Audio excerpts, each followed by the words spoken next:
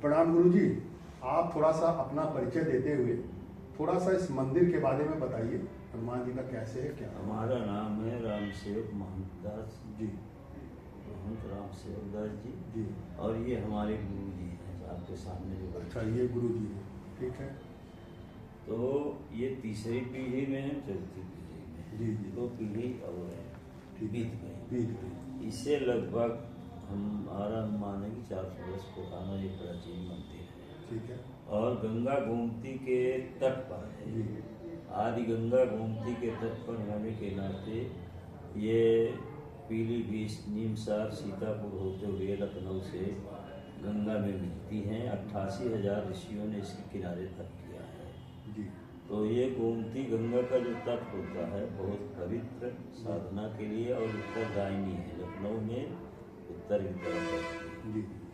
इसलिए हमसे पहले, गुरु जी से पहले भी कई महात्मा अपना त्याग तपस्या करते रहे। पहले शहर यहाँ नहीं था, लोग बताते थे जंगल टाइप का एरिया था जी। इससे पहले लोग जंगल में अपना नदी किनारे बैठे तपस्या करते हैं जी। लेकिन धीरे धीरे जब जैसे जैसे आबादी बढ़ी और धीरे धीरे जैसे कुछ हुआ उस हिसाब से धीरे धीरे मंदिर का छोटा मोटा एक मंदिर बना दिया। इसके बाद में मंदिर बना, कुछ साधु महात्माओं के रहने के लिए भी जगह बनाया गया, लेकिन वो काफ़ी पुराना होने के नाते वो जीर्ण होके गिरने लगा। तो जब गिरने लगा तो फिर ये हो गए, बनने की व्यवस्था होनी चाहिए तो बहुत दिन लगे रहे। लेकिन अब क्योंकि साधुओं की आदत तो होती नहीं कि रसीद कटाओ या किसी के दरवाजे जाओ, साधु महात्मा नहीं जाते हैं तो भगवान का सहारा पकड़ते हैं। बिल्कुल। तो हनुमान जी से हमने प्रार्थना किया 2010 में। 2010 में, ठीक है। हाँ, तो हनुमान जी से हमने कहा मंदिर तो गिर गया, बड़ी दिक्कत का सामना है। अच्छा, अब आपका जीवन जो है आपको यहीं रहना है। हम तो साधु आदमी कहीं भी विचर सकते हैं, जा सकते हैं, दूसरा बनाए कहीं तमाम साधन। तो अब आपको यही रहना है तो आपका भी तो व्यवस्था होनी चाहिए।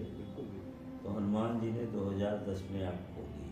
अच्छा। चेतना में आ गए और 2010 में कुछ यहीं लखनऊ के भक्त लोग आए, सिन्हा परिवार है। अच्छा। तो उनने जो है ऐसे कुर्सी में बैठे थे, आए बातचीत हुई, कहा मैं मंदिर बनवाना चाहते हैं। बड़ी खुशी की बात है। उधर हनुमान जी से बातचीत हो ही चुकी थी, हम भी जान रहे थे खेल मतलब खेल हो रहा है तो होने दीजिए, हनुमान जी का आदेश है।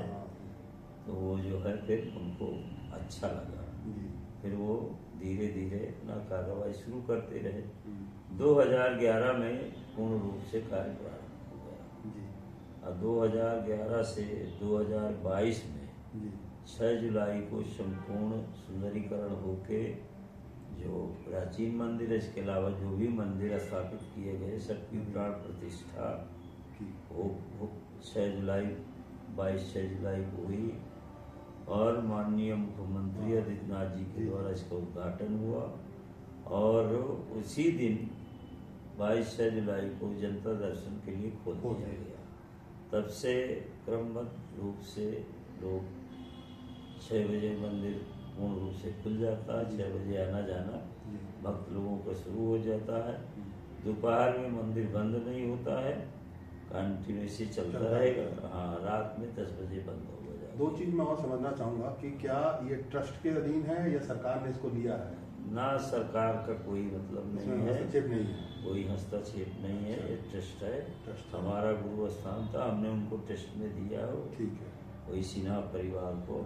अच्छा। और वही पूर्ण रूप से पूरा देख रहे हैं। हाँ, पूरा देख रहे। सुंदरीकरण भी उन्हीं ने पूरा कराया, बहुत बड़ा कराया। हाँ, बहुत बड़ा सुंदरीकरण कराया है।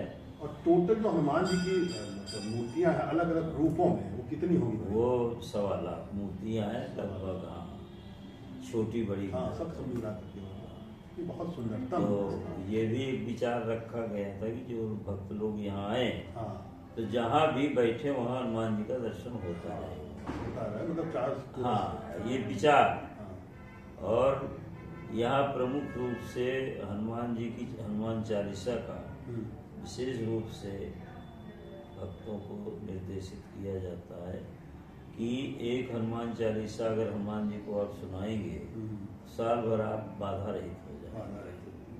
तो लोग बैठते हैं ऊपर नीचे सब पढ़ते रहते हैं, दिन भर कार्यक्रम चलता रहता है। तो इस तरह से ये समय से 2 टीम में पुजारी रहते हैं, एक सुबह की टीम रहती है, फिर 2 बजे से दूसरी टीम जाएगी। इसलिए करीब 20 आदमी का पूरा स्टाफ है काम धंधा करने वाला। जो भी खर्चा आ रहा है, खर्चा जो आ रहा है वैसे वो अपने टिस्ट से भी इतना खर्चा तो नहीं आता है, मतलब तब भी ये मान के चलिए जो भी आता है वो पूरा करते हैं। उनको इसकी परवाह नहीं है क्या है क्या नहीं गया, वो पूर्ण रूप से अपना वो चलिए आशीर्वाद दीजिए कि हम भी इसमें और आगे बढ़ेंगे। पूरी बात हो जाने दी। हाँ चलिए आप। तो ये अपना पूरा करते कराते रहते हैं। ये आप हनुमान जी हैं तो राम जी तो होने चाहिए ना साथ। करते कराते रहते हैं। इसी तरह से भक्त लोगों का दाता कार्यक्रम भी चलते रहते हैं। जैसे शनिवार को हनुमान चालीसा का पाठ, हनुमान जी को 11 हनुमान चालीसा का पाठ सुनाया जाता है, फिर सुंदरकांड सुनाया जाता है, फिर कुछ ना कुछ कार्यक्रम संध्या भजन पूजन चलता रहता है। और यहाँ किसी प्रकार का 1 रुपया किसी भक्त से या किसी से लिया नहीं जाता। हाँ, जो इसकी स्वेच्छा हो वो अपना डाल दे। और सफाई का विशेष रूप से यहाँ ध्यान रखा गया है।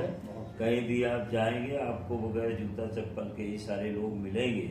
इक्का दुक्का नहीं कहा जाए कोई न अनजान में कहीं गलती कर जाए। पूरे एरिया में कोई जूता चप्पल पहन के नहीं जाता है। और यहाँ तक कि यहाँ खाने पीने की भी मना किया जाता है। अगर कोई खाता पीता है नाश्ता पानी जो भी है, पानी बोतल की लाना भी मना है, क्योंकि यहाँ व्यवस्था की गई है। तो 2-3 फ्रीजर लगे हैं कि आप पानी पिए बैठिए। ठंडी में पंखे लगाए जाते हैं, गर्मी इस समय ठंडक चल रही है तो हीटर लगाए गए हैं कि आप हीटर में बैठिए, हाथ सेकिए। तो गलीचे बिछाए गए हैं कि आप बैठ के पूजा पाठ कर सकते हैं। इस तरह से जो भक्तों को सुविधा देना चाहिए सभी सुविधाओं का ख्याल रख करके सुविधा दी गई है। और भक्त लोग बराबर आते हैं। किसी का कोई अभी 3रा साल हो रहा है 22 से लगा, तो कोई तरह की वो नहीं, बहुत अच्छे सांस्कृतिक कार्यक्रम भी कुछ होते रहे। मतलब जैसे अभी संस्कृत का परसों में जो है मन्नी अवस्थी का कार्यक्रम हुआ था। तो यही जहाँ लगा है यही पे बैठे वही जगह ये अच्छा है, सुंदर सामने भोले बाबा। तो वो सब हुआ था, बहुत सुंदर। नहीं गोमती किनारे हुआ था। अच्छा गोमती किनारे। इस तरह से कार्यक्रम चलते रहते हैं। कथा होती है, जो जिसका जो मन है अपने हिसाब से करता रहता है। और मंदिर का समय से भोग लगना है, पूजा होना है, पुजारियों को सबकी तनख्वाह दी जाती है, समय से भोजन दिया जाता है, चाय नाश्ता जो भी है सब दिया जाता है मंदिर तरफ से। और ये बड़े सुचारू रूप से चल रहा है। विदेशी पर्यटक भी आते हैं, शहर के लोग भी आते हैं, और बहुत दूर दूर तक के लोग यहाँ दर्शन करने के लिए आते हैं। और हनुमान जी की ऐसी कृपा है कि सबका कार्य भी सिद्ध होता है। जय